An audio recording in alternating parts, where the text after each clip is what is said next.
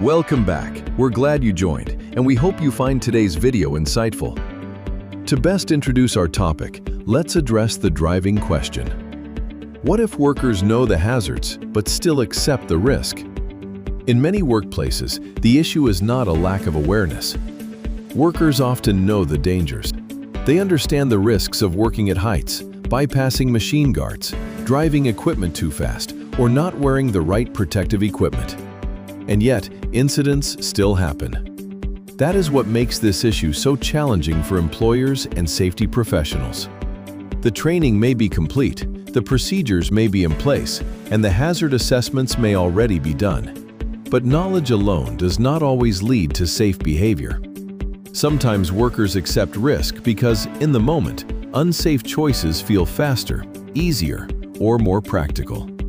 Those decisions are often influenced by workplace culture, production pressure, habits, or the way the job is actually being done. That is why it is so important to look beyond awareness alone. If employers assume that knowing the hazard automatically means workers will follow the rules, they can miss the deeper reasons why risk-taking continues. Risk acceptance usually does not happen because workers want to get hurt. In most cases, it happens because workplace conditions make unsafe behavior feel normal, necessary, or even efficient. One of the biggest reasons is production pressure. When workers feel that speed matters more than safety, they may take shortcuts just to keep the job moving. That pressure can come directly from deadlines or indirectly from the fear of looking unproductive. Another common issue is the normalization of risk. When a hazardous practice happens often enough without an incident, workers can start to see it as acceptable. The danger has not changed, but their perception of it has. Peer influence also matters. Newer workers often copy what experienced workers do. So if senior employees ignore safety rules, others may follow that example just to fit in. And sometimes, workers believe they can control the risk. Experience can build confidence, but it can also create overconfidence. That is when people start saying things like, "I've done this 100 times," or "It'll only take a minute." The problem is that many serious injuries happen during routine tasks, especially when experienced workers believe they have the risk under control.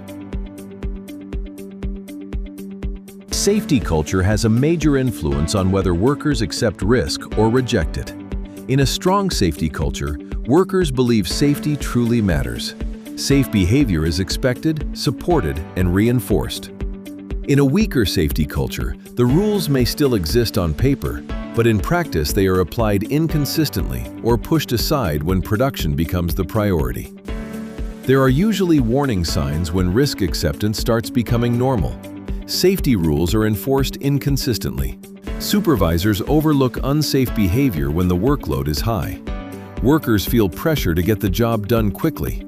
Near misses go unreported, and incidents are treated like individual mistakes instead of signs of a bigger system problem.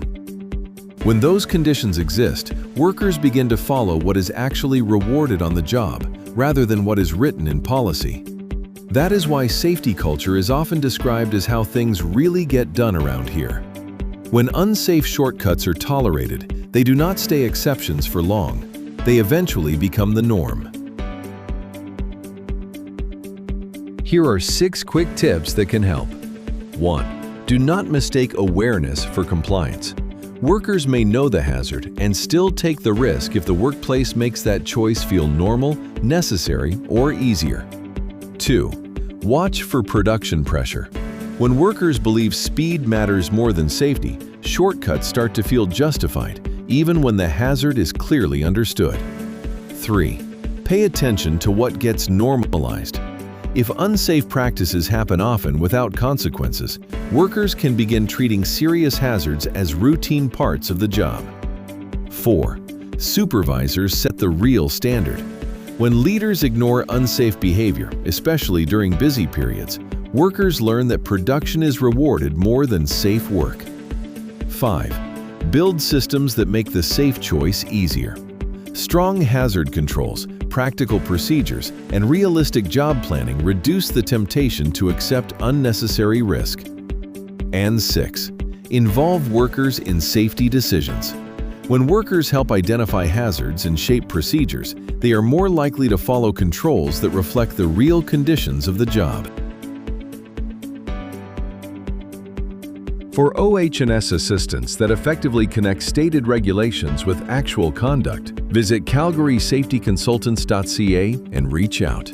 We help organizations understand why workers take risks, where procedures drift from practice, and what workplace pressures are influencing those choices. By looking at how work is actually performed in the field, we help you align your safety system with real conditions, strengthen hazard controls, and build practical solutions that support safer decisions on the job.